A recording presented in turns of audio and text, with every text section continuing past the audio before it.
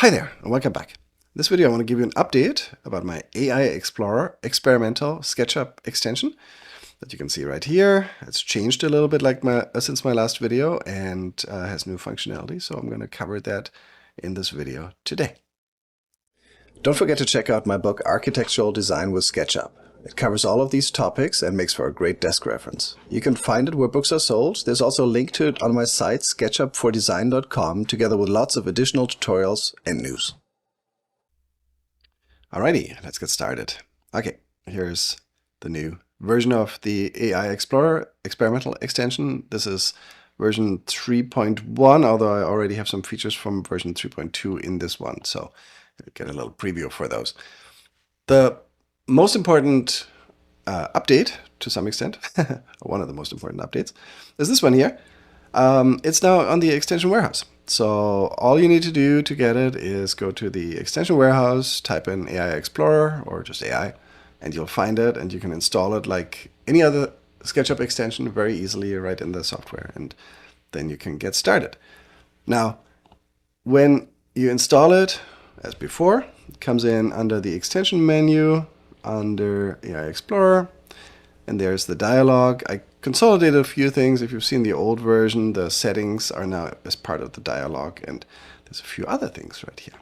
But when you get started, and when you open this the first time, first thing you got to do is put in an API key. You're going to get prompted if you don't have that, so you're going to need to do that, same as before, and you then, by default, because it's preset for OpenAI services, can go to OpenAI, and I'll show you that in a minute, and get your API key after you sign up with them, and possibly pay a little bit because they give you only so many free tokens. And then once you have that, you're good to go. So this is the only thing you're going to need to do: paste the API key in here, and then you're good to go. And you already most probably saw that you can now use other services too. You don't have to use OpenAI.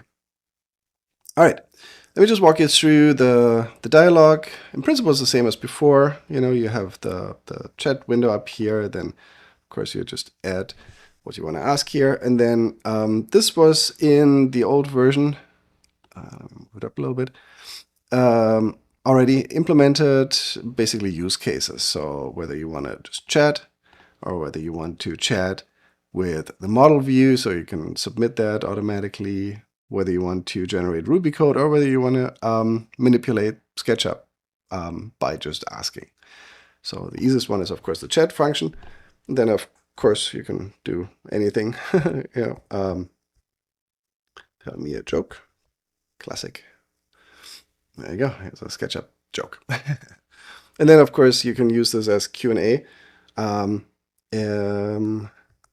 How do I use the push-pull tool? You can do that, and it will give you reasonable answers. Now, the content, of course, here is whatever OpenAI in this case provides. So they usually have a knowledge cutoff. This, I think, for the current model that I'm using is 2024. So anything newer than that is not going to be covered. But this way, you got full control, and you can figure out which service and which AI model you want to use. So that's basically in there. Then maybe I'll just walk you through the rest. So when you do these kind of pre-selections of what you want to do, then basically options get changed. Options are now in this flyout. It's to the right here, and it's quite nice to use, I think, where we now have the system message right in here. You can edit it. Respond in Shakespearean English, if you so desire. Yeah. You can set execute code, or whether the submodel view gets submitted right here, but that is all. Those three are basically all in here. So if I do chat, then you see the option is limited there, no execute code, no submit. If I switch down here to manipulate, now my prompt has changed and execute code is pre-selected. So it's really just these top 3 items that get changed when you do the use case selection. Let me walk through the options just for a second. So this, you can always, fly in and fly out. As soon as you make a change, it applies. So, sometimes you may want to do these changes on the fly. So that's quite useful too. You can show the raw data, the raw request and response in the Ruby console. If you want that, you can turn it on right here.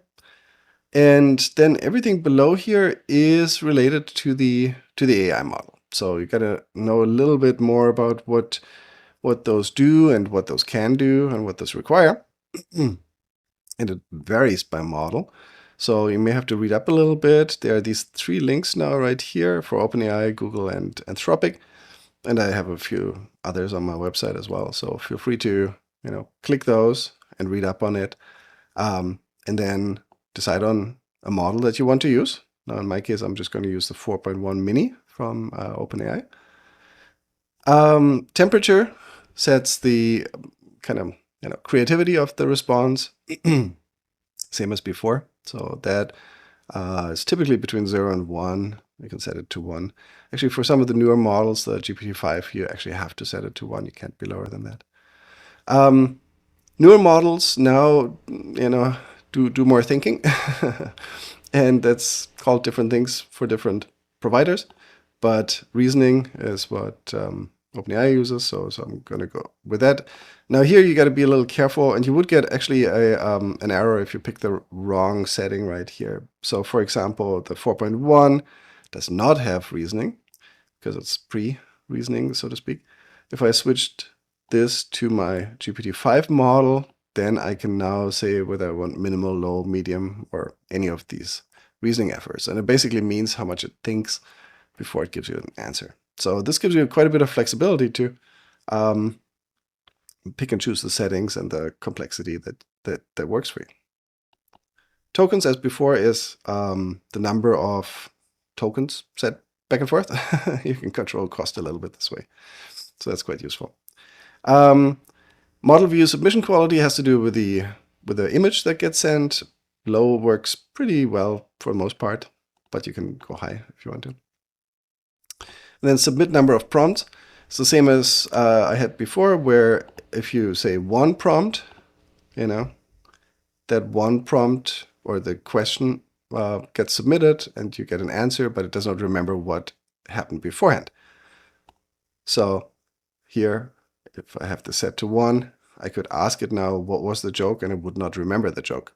But if I set this to a higher number, then it would remember it. And by remember, I'm doing air quotes right here because it's not remembering it. Basically, is a feature where you send the last prompts in to get the new prompts out. And so then, of course, it does remember, so to speak. And then down here, next settings are for the AI service. Again, you have to have the AI model listed right here. It has to be the exact spelling, otherwise you get an error. API key has to be there. That's, again, first thing you get. And this is something you would get actually from any of these providers. And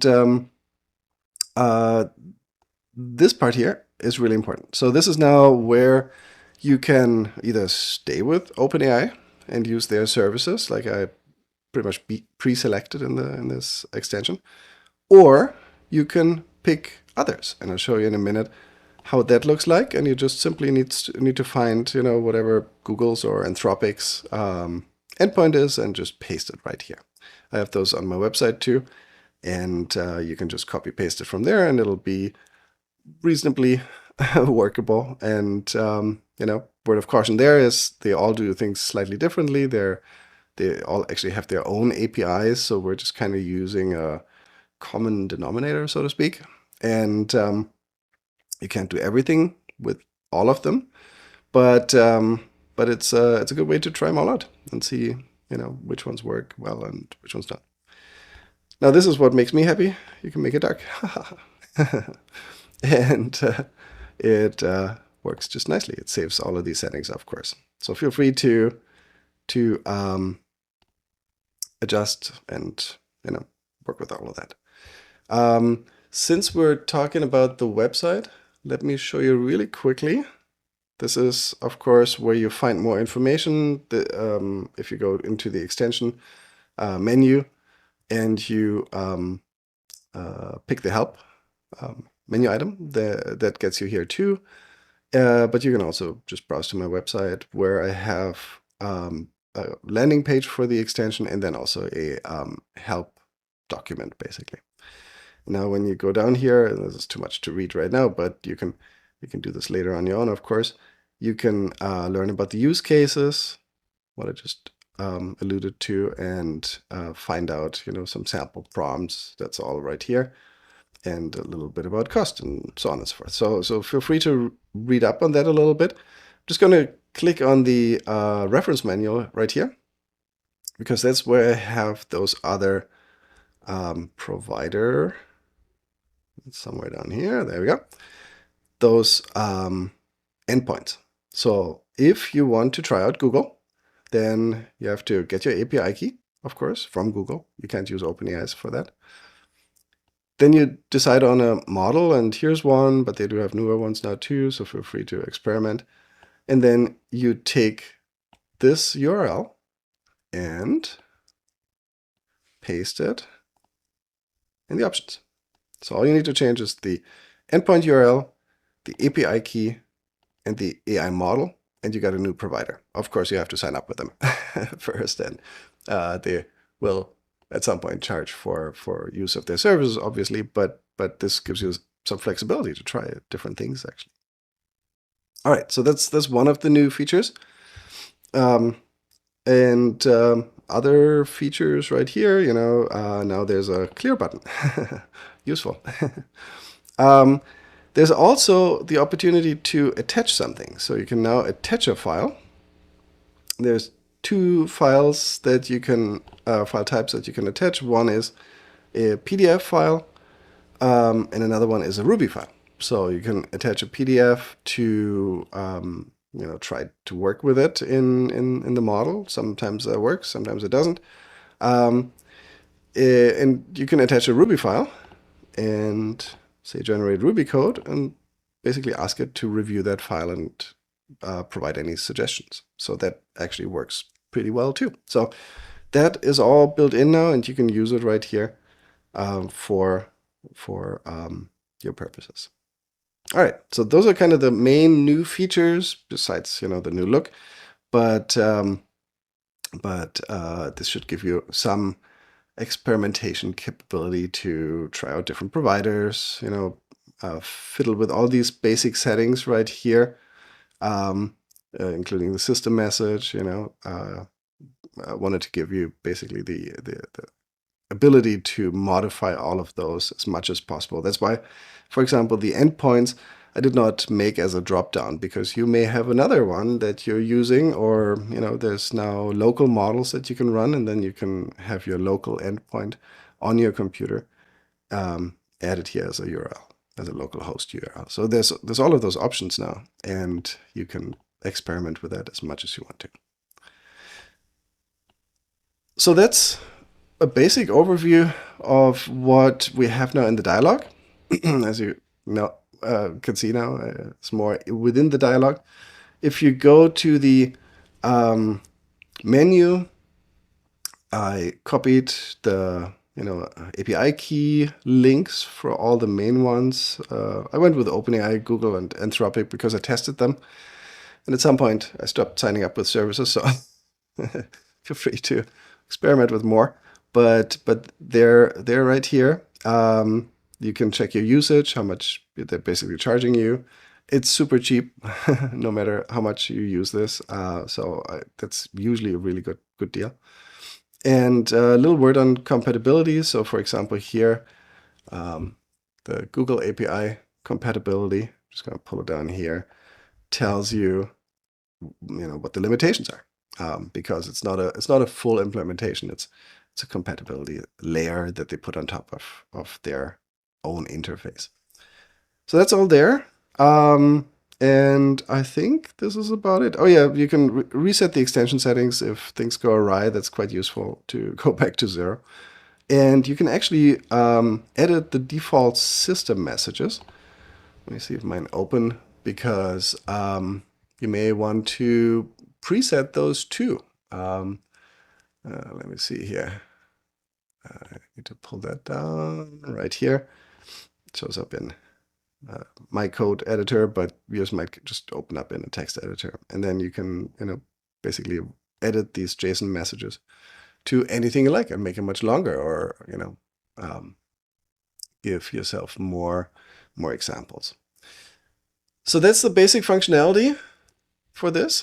And you can, experiment as you like with those new services and options. So for me, Google and Anthropic actually give me good results. Let me know if you find anything that works better or worse for you. And let me also know if any of these functions or features, or basically the parameters don't work as expected, and I'll look into it. All right, I hope this is a good update and you have fun with versions 3.1 and then 3.2, which actually has the reasoning effort built in. And yeah, enjoy.